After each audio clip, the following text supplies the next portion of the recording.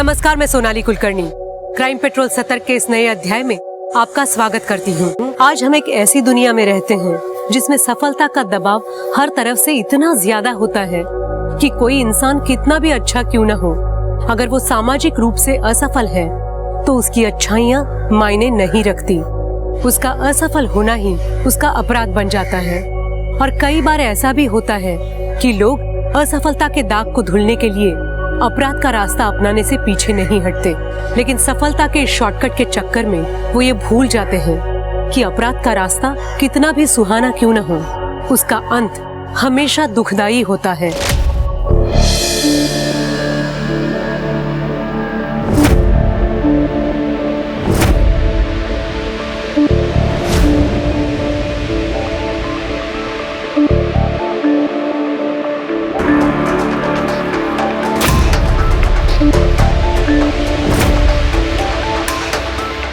तो लेडीज, आज की क्लास यहीं खत्म होती है, कल फिर मिलते हैं।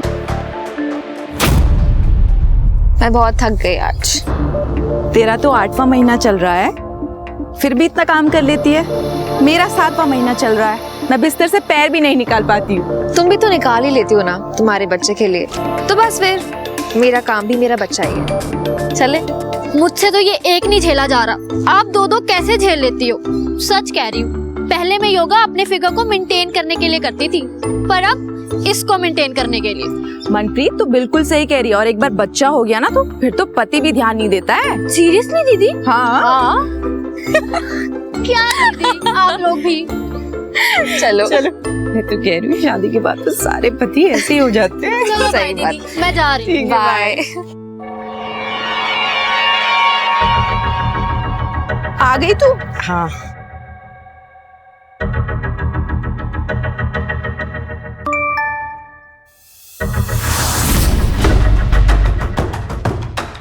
अंजू, हाँ? क्या हुआ? कोई टेंशन है? नहीं, कुछ भी नहीं।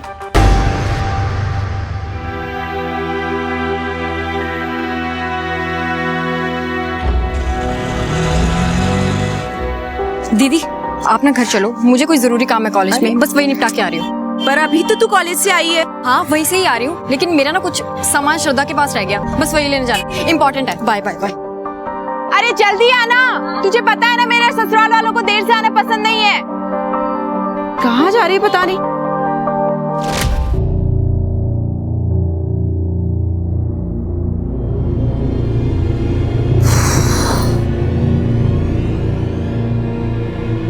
रुको,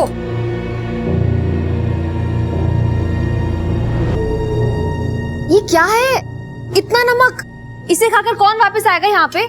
मैं ढाबा कैसे चलाऊंगी? अरे इसीलिए तो बोला है मेम साहब,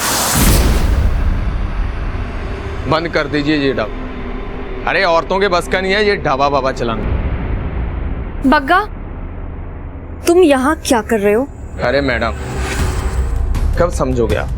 मैडम, दाल में नमक और आदमी में गुस्सा, अगर दोनों ज्यादा हो जाए ना तो स्वाद खराब कर देते हैं। आप बेच क्यों नहीं देती हमें?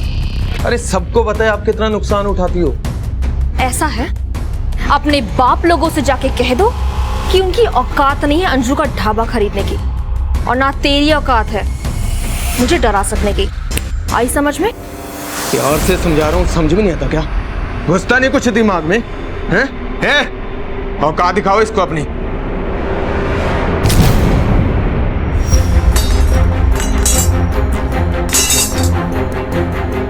अरे छोड़ो, जाओ यहाँ से।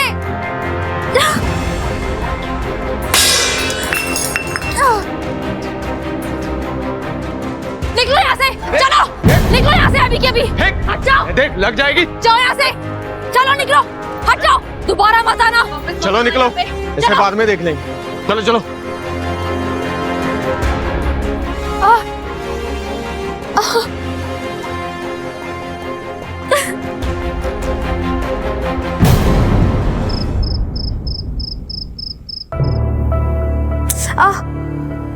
धीरे।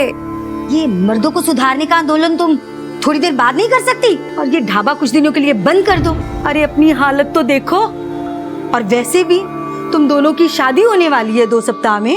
वो चाहते ही यही है कि मैं अपना ढाबा बंद कर दूं। पर मैं झुकूंगी नहीं। अरे माँ, एक मिनट। अंजू, मुझे पता है तुम बहुत ब्रेव हो, पर अपना ख्याल रखा करो ना। पता नहीं क्या जादू कर दिया मेरे बेटे पर। अरे इसको से कुछ दिखाई सुनाई नहीं देता।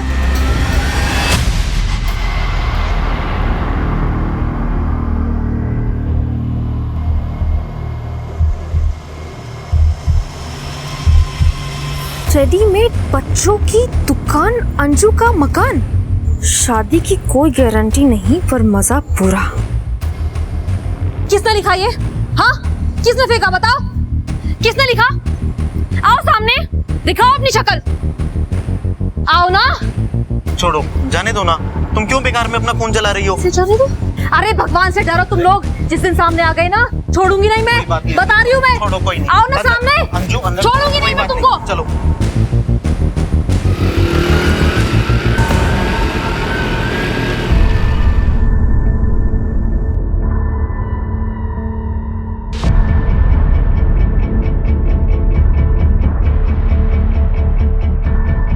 अरे प्रीति, ले बेटा, थोड़े दिनों में तेरी ना गोद भराई है। मेहमान आएंगे, तुम्हारी ये हड्डियां देखकर क्या सोचेंगे? मम्मी जी, हड्डियां? मेरा 10 किलो वजन बढ़ गया है 2 महीने में। चुप कर, ऐसे नहीं बोलते। कौन था वो? कॉलेज का फ्रेंड था। फ्रेंड था या बॉयफ्रेंड था जो ऐसे गली में चिपक के बात कर रही थी उससे? तुम्हें जरा सा भी अंदाजा है कि तुम्हारी इन हरकतों की वजह से ना हम सबकी इज्जत पे क्या असर पड़ता है? ओ प्लीज, इज्जत का लेक्चर ना आप लोग तो मुझे मत ही दो, क्योंकि अगर मैंने अपना मुंह खोला ना तो बहुत बुरा लगेगा।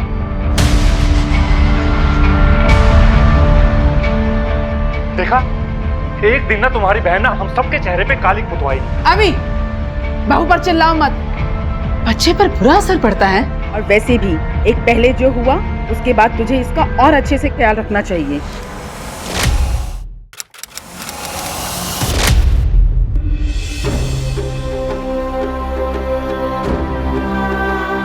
तुम्हारी लापरवाही की वजह से मेरे पोते को पैदा होने से पहले ही मार दिया।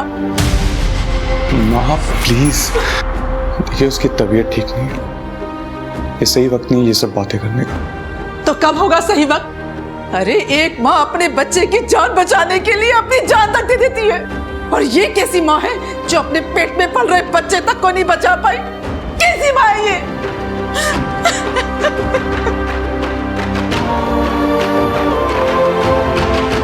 अरे यार प्रीति, तुम बीते हुए कल को लेके उदास होती रहोगी या आने वाले कल के लिए खुश भी होगी? कैसे खुश हो जाऊं यार मैं? मेरा बच्चा मेरी वजह से।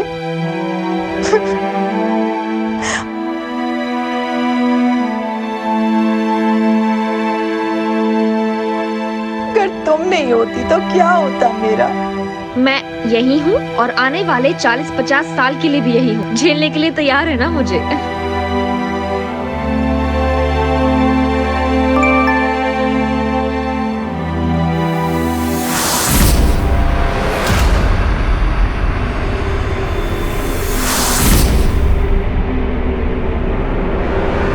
अंजू, हाँ, क्या हुआ? जब भी मैसेज आता है तुम सैड हो जाती हो, कोई प्रॉब्लम है? ऐसा कुछ भी नहीं है। चुपचाप से मुझे बता दो क्या प्रॉब्लम है तुम्हें। आज तो तुम्हें बताना ही पड़ेगा। क्या है ना यार प्रीति, पैसों का बहुत टेंशन है। ढाबे के खर्चे बहुत बढ़ गए हैं और मेरी सासू माँ, उनको शादी धूमधाम से करवानी है। कैसे होगा सब? कहाँ से लाऊंगी मैं इतने पैसे? और मैंने तुम्हें इसलिए नहीं बोला क्योंकि तुम्हारी अपनी बहुत परेशानी है और मैं और नहीं देना चाहती। तुम कैसी बात कर रही हो?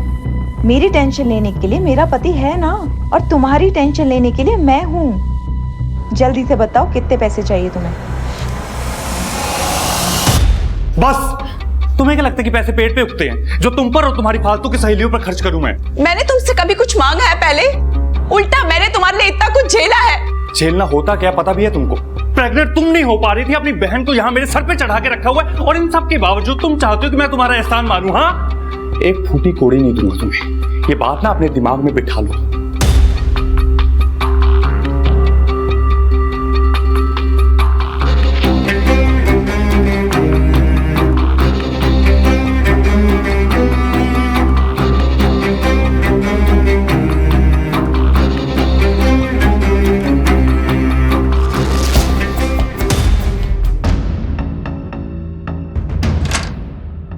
दीदी सारा सामान अंदर रख दिया है, आप रुकेंगी क्या अभी?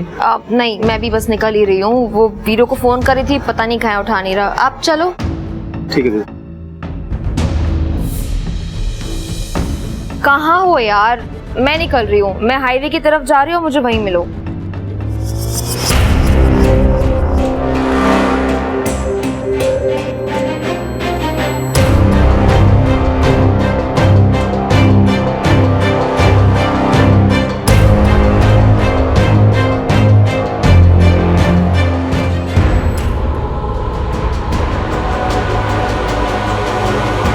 छोड़ दो मुझे, कौन हो तुम लोग? छोड़ो।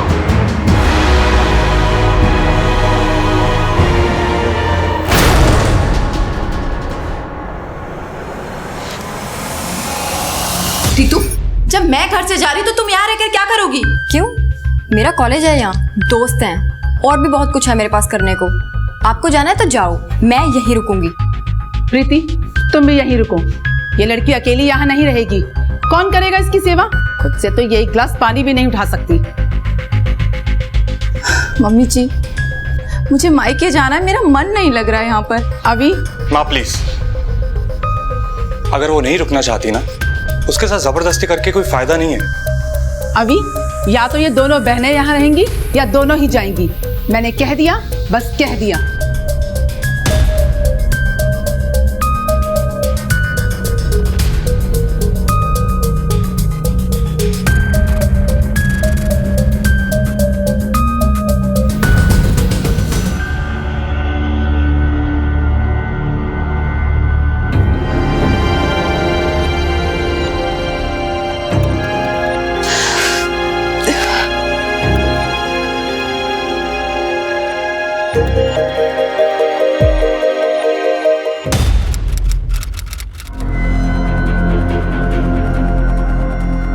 पानी, बताइए क्या कंप्लेंट लिखवानी है आप? सर, मेरी फ्रेंड अंजू कल से मिसिंग है। उसका फ़ोन भी बंद आ रहा है सर, और वो घर पर भी नहीं है सर। तो आपको ऐसा क्यों लगता है क्यों मिसिंग है? हो सकता है कहीं चली गई। सर, उसने ऐसा कभी नहीं किया। वो बिना बताए कभी कहीं नहीं गई। प्लीज़ उसे ढूंढ लीजिए, वो ज़रूर किसी परेशानी में है सर, प्लीज़।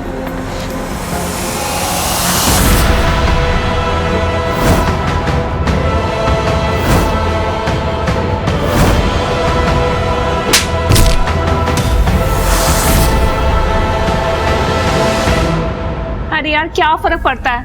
बॉस नया हो या पुराना, होते तो खड़ूस ही है ना। कम से कम पुराने वाले की आदत तो थी, नए वाले की वापस से आदत डालनी पड़ेगी।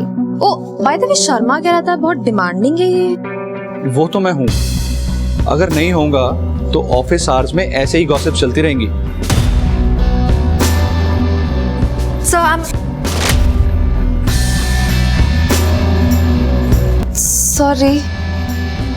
I need to.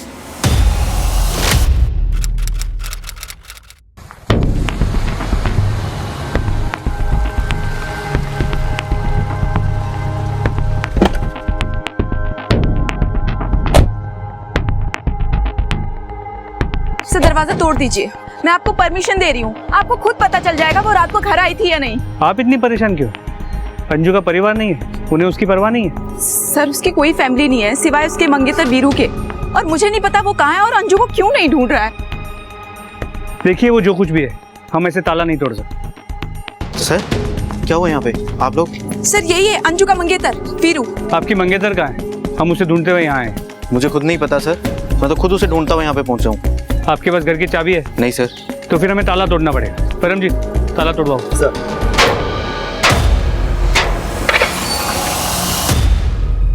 Paramjit. Ji sir. घर चेक करो। आखिरी बार कब बात हुई थी अंजू से?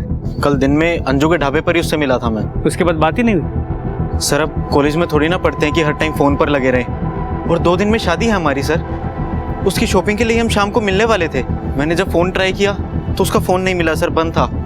तो मुझे लगा शायद वो चार्ज करना भूल गई, इसलिए बंद है। और मैं भी थका हुआ था सर, इसलिए मैं सीधा घर जाकर सो गया।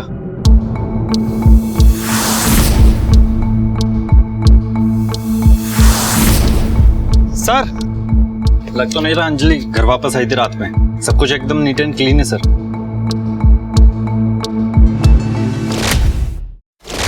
सिंह, 2 दिन में इस लड़की की शादी होने वाली थी, कुछ दिन में मां भी बनने वाली थी, ढाबा चला रही थी, सो अलग।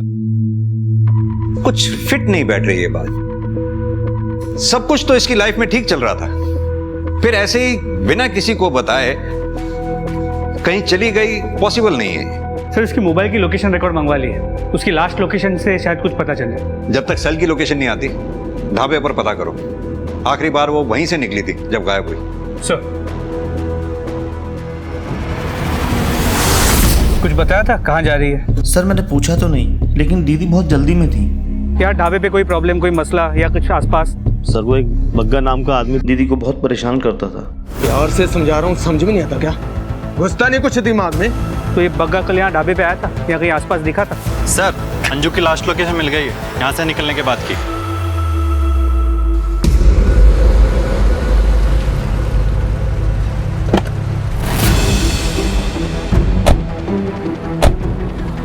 आसपास चेक करो, इस तरफ देखो। सर ये फोन मिला है।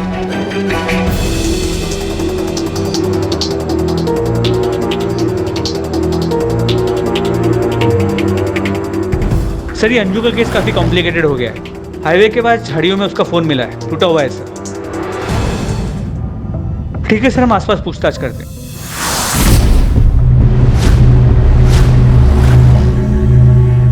साहब मैंने तो कुछ देखा नहीं, धंधे का टाइम है, आप यूसुफ से पूछ लेना, वो बाहर रिक्शा चलाता है। साहब 6 बज रहा होगा, वो मैडम के पीछे से ही सफेद रंग की गाड़ी आई थी। जल्दबाजी में गाड़ी का नंबर तो मैं देखना भूल गया, लेकिन साहब गाड़ी के पीछे शेर का स्टिकर लगा हुआ था।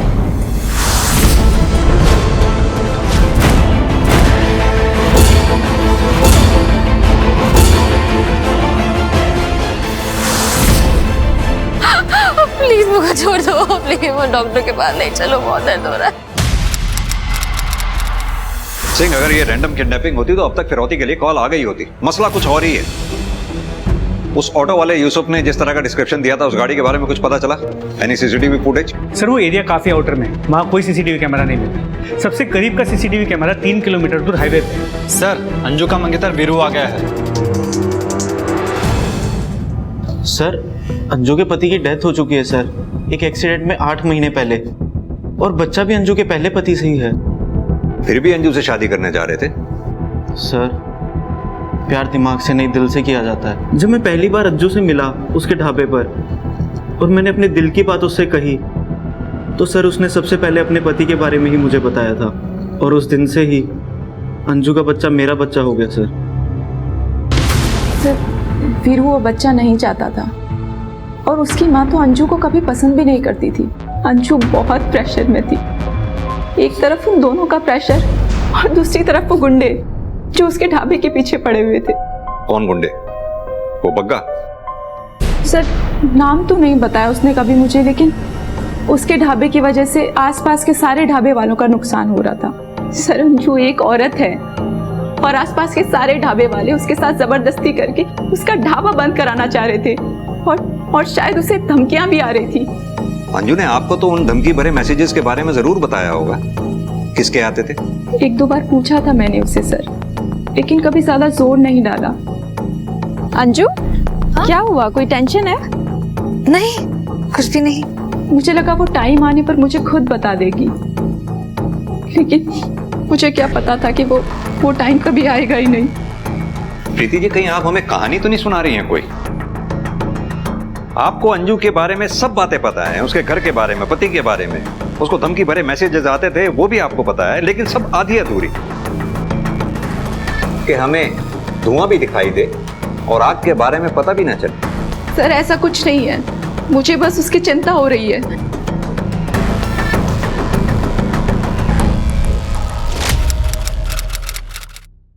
वीरू को ये बच्चा नहीं चाहिए प्रीति, वो छोड़ देगा मुझे। जब से ये बच्चा मेरी जिंदगी में आया ना, सिर्फ मुसीबत लेकर आया ये मेरे। पहले मेरे पति की मौत हो गई और अब वीरू, वो छोड़ देगा मुझे। अंजू देखो सुनो, बच्चे भगवान का रूप होते हैं, तुम सब्र रखो, सब कुछ ठीक हो जाएगा। कुछ ठीक नहीं होगा जब तक ये जिंदा है। एरिया के गुंडों का किडनैपिंग में कोई कनेक्शन नजर नहीं आ रहा। और वो बग्गा की लोकेशन के बारे में भी कुछ नहीं जानते। उन्हें कह दिया है कि अगर बग्गा की कोई भी इन्फॉर्मेशन मिले सबसे पहले हमें फ़ोन कर। और वो टेक्स्ट जो अंजू को आया करते थे उसके बारे में कुछ पता चला? सर वो एक अनरजिस्टर्ड नंबर से आते थे। वो सिम किसने खरीदा था इसका पता लगा रहे हैं। हेलो, ठीक है सर। हाईवे पेट्रोल टीम को एक सस्पिशियस गाड़ी नजर आई है खानपुर एरिया में।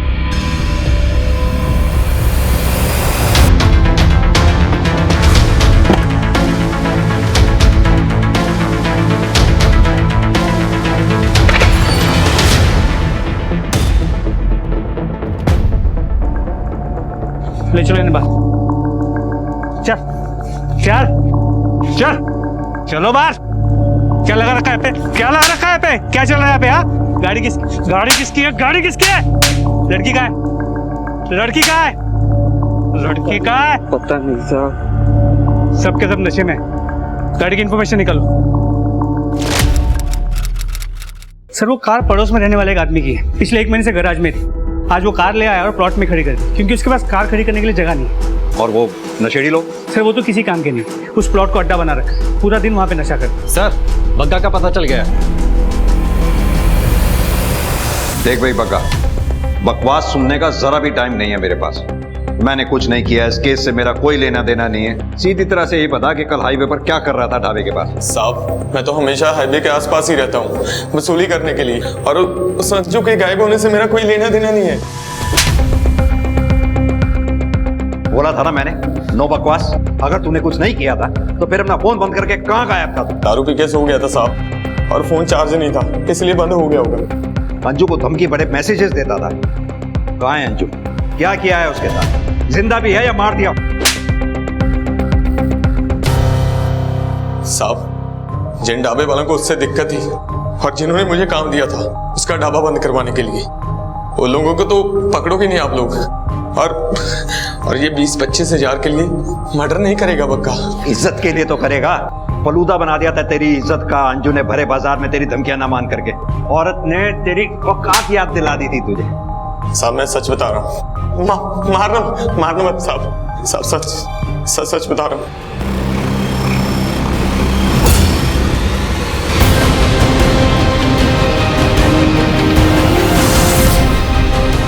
कौन है वहां? कौन है?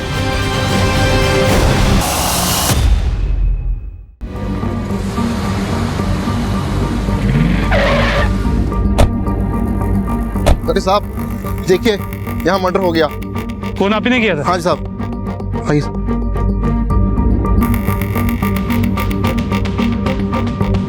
देखो ये क्या है? सर कोई बच्चा है। कटकाटी और हुलिये से ये अंजू लग रही है, और ये बच्चा भी अंजू का हो सकता है। बॉडी को पोस्टमार्टम के लिए भेजो और वीरो को बुलाओ आइडेंटिफिकेशन के लिए।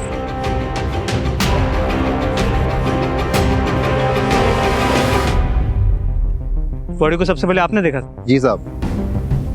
क्या देखा था? साहब ये मेरे खेत हैं, रोज मैं यहाँ पे चक्कर लगाने के लिए आता हूँ। कल जैसे ही मैं यहाँ से वापस जाने लगा मुझे एक हलचल सुनाई दी। मैंने पीछे मुड़कर देखा तो एक मैं ठीक ठाक से देख नहीं पाया। किस तरफ गया? किस तरफ साहब? अभी अंजू का मेरे सिवाय कोई नहीं है, वो वीरू भी नहीं। मैं नहीं करूंगी तो कौन करेगा उसके लिए? देखो कोई करे या ना करे वो हमारी प्रॉब्लम नहीं है, और तुम्हारी इस भाग दौड़ की वजह से ना मैं तुम्हें और अपने बच्चे की जान को खतरे में नहीं डाल सकता। पिछली बार की तरह ना तुम्हें अपने बच्चे की जान नहीं लेने दूंगा।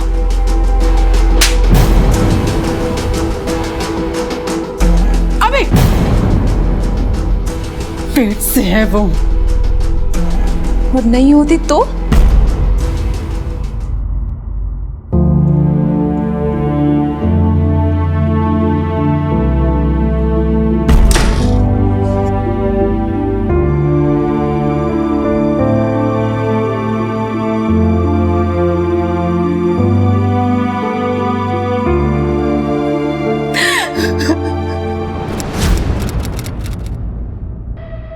अरे देख अभी कितनी सुंदर सुंदर लड़कियां हैं, बता कौन सी पसंद है तुझे इसमें?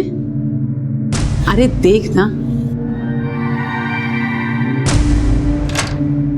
और इसके लिए तो बता रहे थे बहुत अच्छे पैसे देंगे। ये क्या हो रहा है अभी?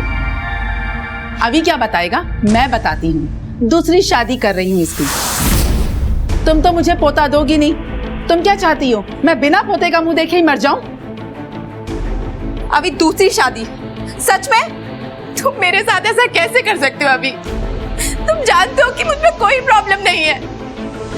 अभी प्लीज मेरे साथ ऐसा मत करो, मैं फिर से प्रेग्नेंट हो जाऊंगी। तुम जानते हो कि कितना स्ट्रेस है मेरे ऊपर। अभी देखो ना मेरी तरफ प्लीज।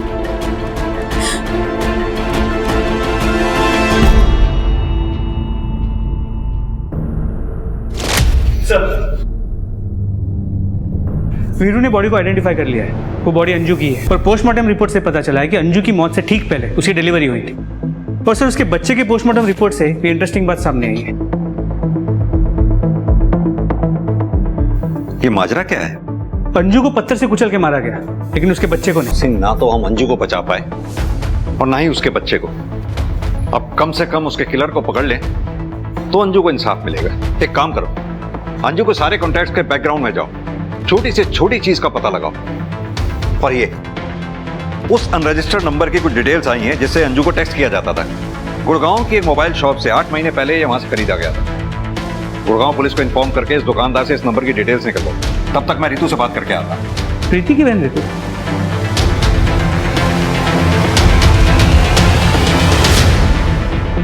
एक साधारण सी मिसिंग कंप्लेन अंजू की लाश मिलने के साथ ही मर्डर केस में तब्दील हो चुकी थी। और ये सिर्फ मर्डर नहीं था, बल्कि क्रूरता की हद थी। अंजू की जिंदगी में कई चीजें ऐसी थी जो उसकी हत्या का कारण बन सकती थी, मगर उसके अजन्मे बच्चे की हत्या ने पुलिस को भी चौंका कर रख दिया था। आखिर कोई क्यों ऐसे बच्चे को मारना चाहेगा जो अभी पैदा भी नहीं हुआ था? क्या ये इस केस में विभत्सता की हद थी या सिर्फ शुरुआत?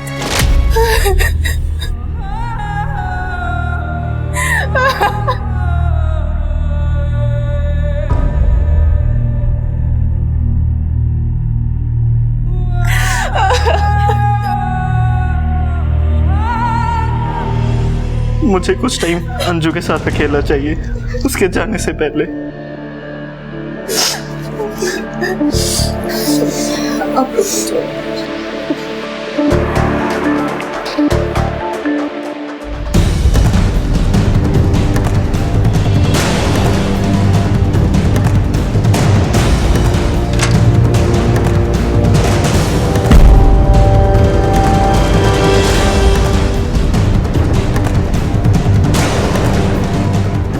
तो अंजू के ढाबे के पेपर अंगूठा लगवा रहे थे इस पे।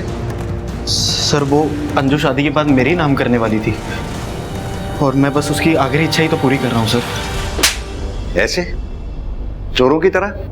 नहीं सर, उसने कहा था मुझसे। वो पेपर्स रेडी हुए क्या? पेपर्स हो जाएंगे रेडी, बोला है तो हो जाएंगे ना। मगर कहने के बाद भी अंजू ने ढाबा तेरे नाम नहीं किया था, इसलिए अंजू को मार दिया। और अब चोरी छुपे अपना काम निकाल रहा है। लेके चलो इसे थाने, वहीं कायदे से बात होगी। नहीं सर, मैंने ऐसा कुछ किया ही नहीं है जो आप कह रहे हो सर। कुछ नहीं किया। रितु,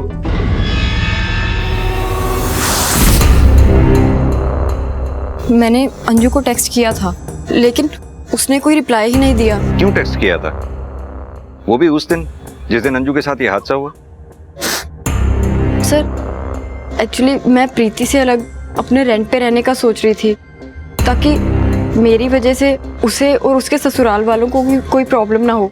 और अगर अंजू के ढाबे पर काम मिल जाता तो मेरा रेंट निकल जाता। ठीक है, अभी तो तुम जाओ, जरूरत पड़ी तो फिर पूछताछ करें। ठीक है सर।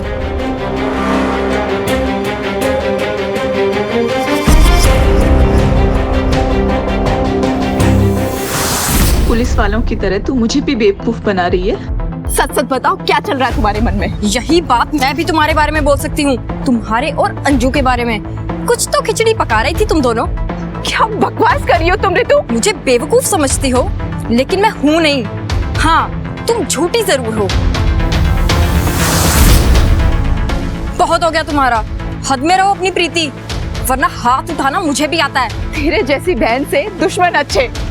गलती कर दी मैंने तुझे घर पे बुलाकर। गलती तुमने की है तो भुगतोगी भी तुम ही।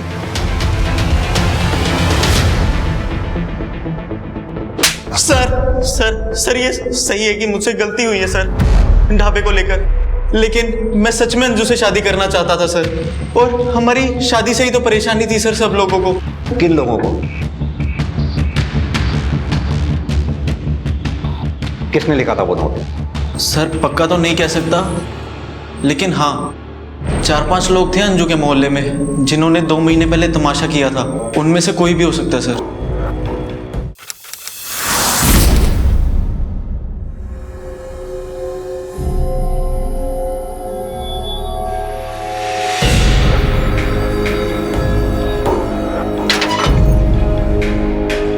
इनको तो मैं अभी बताती हूँ किसने लिखा ये, सामने आओ।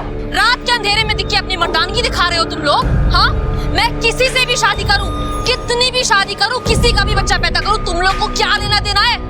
मेरा घर है ये। हमें कुछ नहीं करना, ये शरीफों का मोहल्ला है। तुम्हारे जैसी औरतों ने यहाँ बसकर पूरे मोहल्ले का माहौल खराब कर दिया है। मैं तो अभी बताती हूँ। अंजू क्यों मुंह लग रही हो इनके? एक बार अपनी हालत तो देखो। पड़ेगा। नहीं छोड़ो मुझे। अंदर चलो, छोड़ो। अंदर चलो तुम। सर अंजू के पति के बारे में तो नहीं जानती, लेकिन उसकी मौत के 1 साल के भीतर बच्चा पेट में होते हुए शादी कर रही थी वो किसी से। ऐसी औरतों के आशिक और दुश्मनों की कमी थोड़ी ना होती है। मार दिया होगा किसी ने। छोड़ो मुझे, छोड़ो, क्यों बांधा हुआ है मुझे?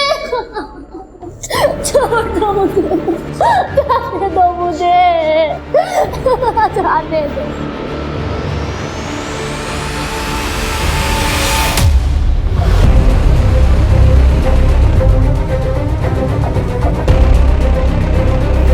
बॉडी को पोस्टमार्टम के लिए भेज दो।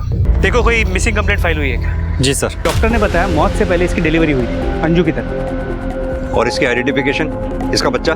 सर अब तक कुछ भी पता नहीं चल पाया। सर अंजू यहाँ आने से पहले गुड़गांव में रहती थी। हमारी लोकल पुलिस उसके एड्रेस पर पहुंची तो पता चला कि उसकी शादी नहीं हुई थी सर। और सर पति के मौत की कहानी उसने झूठी बनाई थी सर। वो सिम भी तो गुड़गांव की मोबाइल शॉप से इशू हुआ था ना, जिससे अंजू को टैक्स आया करते थे। जी सर, लोकल पुलिस ने दुकानदार से पूछताछ की थी सिम के बारे में। वहाँ से पता चला कि सर विशाल खरबंदा के नाम से सिम इशू कराई गई थी। विशाल खरबंदा? ये विशाल खरबंदा कौन है? तो आप थे अंजू के बॉस? जी। उसे धमकी भरे मैसेजेस क्यों भेजते थे आप? सर मैं उसे मैसेजेस जरूर भेज रहा था, बट उसे मिलने के लिए। और क्यों बुलाना चाहते थे उसे? सर वो मुझे ब्लैकमेल कर रही थी, मुझसे और पैसे चाहती थी। मैं उसे ऑलरेडी 10 लाख दे चुका था ढाबा खोलने के लिए। ऐसा क्या रीजन था अंजू के पास जो तुम्हें ब्लैकमेल कर रही थी? दूर हटो मुझसे। तुमने मुझे बताया क्यों नहीं कि तुम ऑलरेडी शादीशुदा हो? सुनो मेरी बात, तुम्हारा तलाक कल हो या आज हो, मुझे उससे कोई फर्क नहीं पड़ता। मैं तुम्हारी बच्चे की माँ बनने वाली हूँ और तुम पीछे हट रहे हो। अंजू फॉर गॉड सेक धीरे बोलो, बाहर ऑफिस। I don't care, सुनने दो सबको। You know what? अगर तुमने मेरे और मेरे बच्चे का फ्यूचर सिक्योर नहीं किया ना, इस ऑफिस में तो क्या पूरी दुनिया में बता दूंगी मैं कि ये बच्चा तुम्हारा है। अंजू। विशाल से ब्लैकमेलिंग, वीरू से झूठ बोलकर शादी। इस अंजू का भी पता नहीं किस किस से क्या झूठ बोला हो। एक काम करो सिंह, इस विशाल के लिए भाई चेक करो, पता करो मर्डर वाले दिन ये जालंधर में था या नहीं। सर विशाल का अंजू के साथ कनेक्शन था, लेकिन उस दूसरी औरत से। सिंह फिलहाल तो किसी भी पॉसिबिलिटी को रूल आउट नहीं किया जा सकता है जब तक कि सच सामने ना आ जाए। सर उस दूसरी औरत का सच सामने आ गया, उसे आइडेंटिफाई कर लिया गया। उसका नाम मनप्रीत कौर। सर 3 दिन से गायब थी मनप्रीत कौर। उसके हस्बैंड ने हमारे थाने में मिसिंग रिपोर्ट भी लिखवाई थी। ये देखिए सर, वो 9 मंथ से प्रेग्नेंट भी थी। हम उसके बच्चे को ढूंढने की कोशिश कर रहे हैं, लेकिन अभी तक कुछ पता नहीं चला सर। गुरुवार की सुबह मॉडर्न योगा क्लास के लिए निकली थी, देर रात तक घर नहीं आई तो परिवार वालों ने ढूंढना शुरू किया। अंजू भी तो इसी योगा क्लास में जाया करती थी ना, मॉडर्न योगा क्लास। बीना जी, मनप्रीत और अंजू दोनों आपके यहाँ योगा क्लासेस लेती थी, दोनों एक ही बैच में थी और दोनों के बीच का कनेक्शन थी आप। आपको ये कनेक्शन कभी दिखा नहीं? नहीं सर, नहीं दिखा। और मुझे तो मनप्रीत के बारे में ऐसा कुछ पता भी नहीं था। मुझे लगा 9th मंथ पूरे हो चुके हैं, उसकी डिलीवरी हो चुकी होगी, इसीलिए वो क्लास में नहीं आती। बीना जी, आपको छुपा तो नहीं रही है ना हमसे, क्योंकि मनप्रीत के बच्चे की जिंदगी का सवाल है। नहीं सर, इसमें छुपाने वाली कौन सी बात है? ये प्रीति अंजू की फ्रेंड, इसके बारे में आपका क्या कहना है? सर प्रीति मेरी अच्छी क्लाइंट रही है और अंजू और मनप्रीत की अच्छी दोस्त भी थी।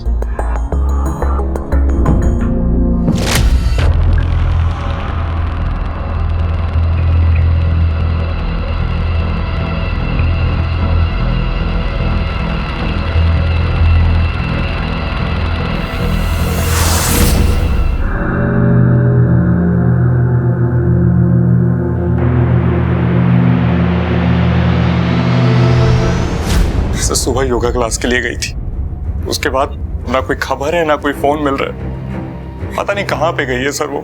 योगा क्लास? जी सर, मैंने सुबह फोन किया था उनको, उन्होंने कहा कि वो वहां नहीं आई। सर आप प्लीज उसे ढूंढिए सर, प्लीज सर, मेरे बच्चों को कुछ नहीं होना चाहिए सर, मेरे बीवी बच्चों को बचा लीजिए सर। चिंता मत करो, हम कोशिश कर रहे हैं। सर प्रीति को जाते हुए तो देखा था, पर वो ना थोड़ा जल्दी में थी। सर ये खूब लड़ते झगड़ते थे, इनके घर में से आवाजें आती थी। कुछ दिन पहले की बात है, प्रीति और रितु को मैंने आपस में लड़ते हुए देखा। सर कहना तो नहीं चाहिए, पर मुझे लगता है कि रितु और अभी के बीच में कुछ ना कुछ जरूर चल रहा है। सर ये बकवास किसने कर दिया आपको? ऐसा लग नहीं रहा तुम्हारी बॉडी लैंग्वेज देख कर कि ये सब बकवास है। अभी तुम्हारे बीवी और बच्चे की जान खतरे में है। अब तुम डिसाइड करो, तुम्हें टाइम पास करना है या सब कुछ सच सच बताना है। जी सर, रितु और मेरा अफेयर चल रहा था, लेकिन सर इन सब के बावजूद ना मैं प्रीति से बहुत प्यार करता हूँ। ये अजीब प्यार है तुम्हारा अपनी बीवी के लिए कि उसी की बहन के साथ तुम अफेयर भी कर रहे हो। प्रीति ये सब जानती थी, इनफैक्ट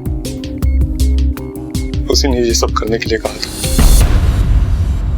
मेरी खुद की बहन ने मेरा इस्तेमाल किया, मुझे अपने पति के साथ सोने के लिए बोला ताकि मैं उसे और अभी को एक बच्चा दे सकूं, और अभी उसे छोड़कर किसी और दूसरी औरत के साथ शादी ना कर ले। लेकिन सर जैसे ही प्रीति खुद प्रेग्नेंट हुई, मुझे अभी को छोड़ने के लिए कहने लगी। सर मेरे मन में अभी के लिए फीलिंग्स हैं, तो ऐसे कैसे छोड़ दूं? सही कह रही हैं आप, ऐसे कैसे छोड़ दें किसी को? गुस्सा तो आएगा ही, इसीलिए शायद प्रीति को गायब कर दिया आप। सर मैंने आपको सब कुछ सच सच बता चुका हूँ। मेरे बच्चे की माँ बनने वाली है वो। एक बच्चा ना मैं पहले खो चुका हूँ, अब दूसरा नहीं खो सकता सर। प्लीज उसे ढूंढिए सर, देखिए प्लीज उसे ढूंढिए सर। एक मिनट, बच्चा खो चुका हूँ मतलब?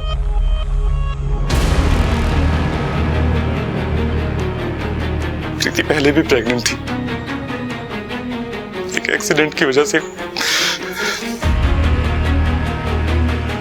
उसका मिसकैरेज हो गया था सर।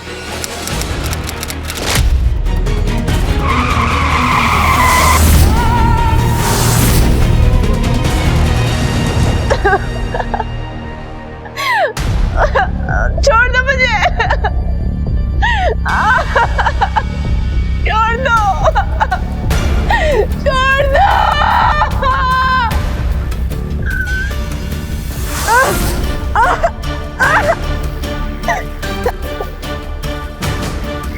बचाओ। मेरी किस्मत में नहीं है कि अपने बच्चे का मुंह देख पाऊं। ऐसा क्यों बोल रहा है बेटा? भगवान पे भरोसा रख, मेरा बच्चा जिंदा भी हो गया।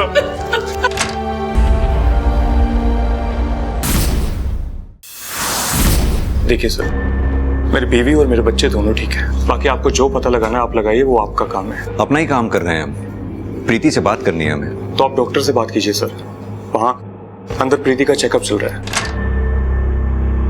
डॉक्टर सब ठीक तो है ना? हाँ बस थोड़ा क्वेश्चन लेने की जरूरत है। माँ और बच्चा दोनों को डिहाइड्रेशन हुआ है। हम प्रीति से बात कर सकते हैं? I don't know sir, emotional trauma से अभी वो गुजर रही है। अपने बच्चे तक को वो हाथ नहीं लगाने दे रही। मुझे नहीं लगता वो आपकी मदद कर पाएगी। लेकिन हमारा प्रीति से बात करना ज्यादा जरूरी है। कोई है जो प्रेग्नेंट लेडीज को अपना निशाना बना रहा है, और सिर्फ प्रीति ही है जो हमें उस तक पहुंचा सकती है। प्रीति? सर पूछिए जो पूछना है, मैं सब बताऊंगी। सर उसने मास्क और ग्लव्स दोनों पहना हुआ था, मैंने तो उसकी आवाज भी नहीं सुनी। लेकिन प्रीति तुम तो वहां से भाग के आई हो ना, रास्ता तो तुम्हें ध्यान होगा जहां तुम्हें रखा गया था।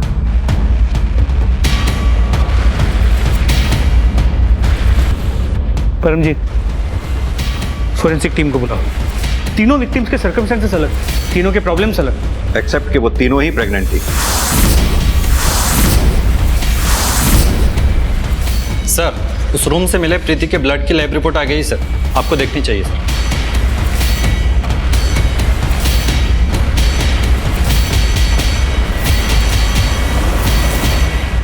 सर प्रीति से मिलना पड़ेगा। मैंने कुछ नहीं किया है सर। बहुत सुन लिया हमने। ये इसमें तुम्हारी ब्लड रिपोर्ट है जो हमें तुम्हारे डिलीवरी वाले रूम से मिली। साफ साफ लिखा है इसमें तुम्हारे ब्लड में प्लेसेंटा है ही नहीं, जो एक प्रेग्नेंट लेडी के ब्लड में होना जरूरी है। मतलब ये कि आपकी बहू कभी प्रेग्नेंट थी ही नहीं।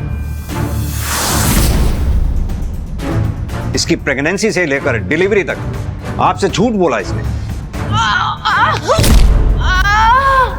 इसीलिए तुमने डॉक्टर को अपने बच्चे को छूने तक नहीं दिया था। अपने बच्चे तक को वो हाथ नहीं लगाने दे रही। डॉक्टर इस बच्चे को देख लेती है, छू लेती तो उसे पता चल जाता कि ये बच्चा 6 से 7 दिन पहले हुआ था। और किडनैपिंग का नाटक तो तुमने 2 दिन पहले किया था, यानी कि ये बच्चा तुम्हारा है ही नहीं।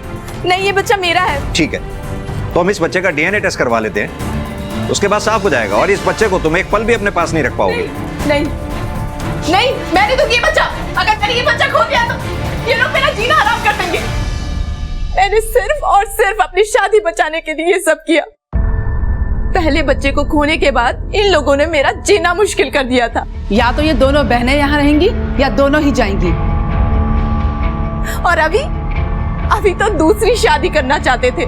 जीतू को मैं अपनी शादी बचाने के लिए लेकर आई थी, लेकिन ये तो मेरी शादी खराब करने में तुली हुई थी। सच सच बताओ, क्या चल रहा है तुम्हारे मन में? यही बात मैं भी तुम्हारे बारे में बोल सकती हूँ, तुम्हारे और अंजू के बारे में। मुझे कुछ समझ नहीं आ रहा था कि मैं क्या करूं, इसीलिए मैंने प्रेगनेंसी का नाटक किया। मतलब किसी और का बच्चा तू मेरे गले बांधने वाली थी, और इतने टाइम से हम सबको बेवकूफ। अबे ज्यादा मर्दानी की दिखाने की जरूरत नहीं, वहीं खड़े हो जाओ। आप मेरे बेटे को बोल रहे हैं, जबकि सारा प्रपंच इस औरत का रचा हुआ है। प्रपंच इसका नहीं, इस प्रपंच में आप और आपका बेटा दोनों बराबर के हिस्सेदार हैं। अगर आप लोगों ने प्रीति के ऊपर बच्चा पैदा करने के लिए प्रेशर नहीं डाला होता तो आज ये सब होता ही नहीं। पता नहीं आप जैसे लोग कब एक औरत को बच्चा पैदा करने की मशीन की बजाय एक इंसान समझेंगे। प्रीति, क्या अपनी फेक प्रेगनेंसी को साबित करने के लिए ही तुमने अंजू को मारा? नहीं, मैंने अंजू को नहीं मारा, उल्टा वो तो मेरी मदद करना चाहती थी सर। वीरू को तो ये बच्चा वैसे भी नहीं चाहिए प्रीति, तो डिलीवरी होते ही मैं ये बच्चा तुम्हें दे दूंगी। मैं अभी मायके जाने की सोच रही हूँ, पर रितु है कि जाने को तैयार ही नहीं है। अब तुम बताओ, अगर मैं मायके नहीं गई तो ये बच्चा कहाँ बदलेंगे हम लोग? कहीं रितु को कुछ शक तो नहीं हो गया है? और डाउट की तो कोई वजह ही नहीं है, बस सब कुछ ठीक हो जाए जल्दी से। अंजू के गायब हो जाने के बाद मेरी मुसीबतें बढ़ गई थी। मैं क्यों मारूंगी उसे सर? हो सकता है अंजू की ममता जाग गई हो, तुमने अंजू के साथ जबरदस्ती की होगी। अंजू का बच्चा मरा हुआ पैदा हुआ जो तुम्हारे किसी काम का नहीं था, इसीलिए तुमने अगला शिकार मनप्रीत को बनाया। ये बच्चा मनप्रीत का ही है ना? हाँ, ये मनप्रीत का बच्चा है, लेकिन मैंने मनप्रीत को नहीं मारा है। तो फिर मनप्रीत का बच्चा तुम्हारे पास आया कैसे? वो मैं आपको नहीं बता सकती, मैंने किसी से वादा किया हुआ है। देखो प्रीति, अगर तुम हमें सच नहीं बताओगी तो जेल जाओगी और ये बच्चा भी तुम्हारे पास नहीं रह पाएगा। अगर तुम हमारी मदद अंजू और मनप्रीत के कातिल को पकड़वाने में करोगी तो हम तुम्हारी मदद कर पाएंगे। कौन है तुम?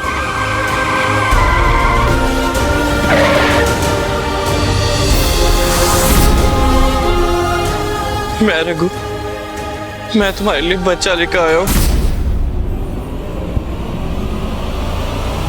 चलो बताओ, तुमने ये सब क्यों और कैसे किया? स्पीड से कार चलाने की वजह से मुझसे प्रीति का एक्सीडेंट हो गया और मेरी वजह से उसका बच्चा भी छीन लिया। और इसलिए तूने अंजू को उठाया। जब अंजू का बच्चा मरा हुआ पैदा निकला तो तेरे किसी काम का नहीं था, इसीलिए तूने मनप्रीत को अपना शिकार बनाया।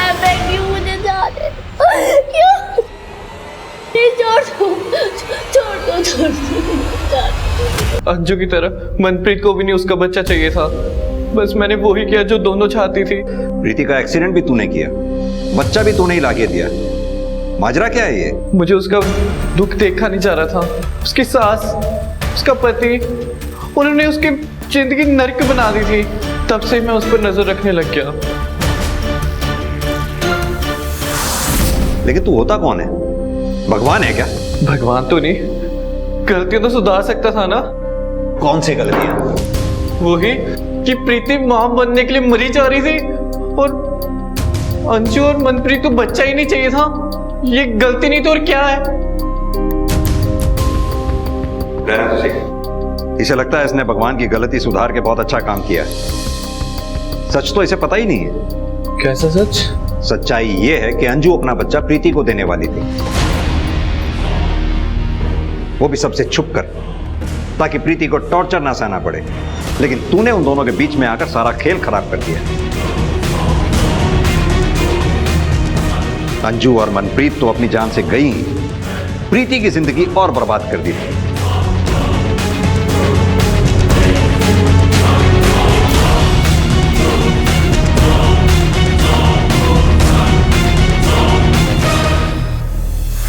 रघु के एक तरफा प्यार ने कई जिंदगियों को समय खत्म जरूर कर दिया था, मगर इस केस की पृष्ठभूमि हमारे समाज ने ही तैयार की थी। ऐसा समाज जो औरतों से सिर्फ परफेक्शन की उम्मीद करता है, मगर मां ना बन पाने का जो अपराध बोध एक औरत के अंदर पैदा किया जाता है, जो कि उसे तोड़ कर रख देता है। इस केस की जड़ में भी प्रीति का वही अपराध बोध था। इस केस में अंजू और उसका बच्चा बच सकता था। मनप्रीत एक ऐसी मौत नहीं मरती जो उसे मिलनी ही नहीं चाहिए थी। प्रीति को वो सब कुछ मिल सकता था जिसके लिए उसने इतने सारे झूठ बोले थे, और ये सब होने के लिए बस इतना ही काफी था अगर औरत को समाज द्वारा देवी नहीं बल्कि सिर्फ एक इंसान समझा गया होता। इसी के साथ मैं सोनाली कुलकर्णी आपसे विदा लेती हूँ। फिर होगी आपसे मुलाकात एक ऐसे ही चौंका देने वाले केस के साथ क्राइम पेट्रोल सतर्क में। तब तक अपना और अपने परिवार का ख्याल रखिए।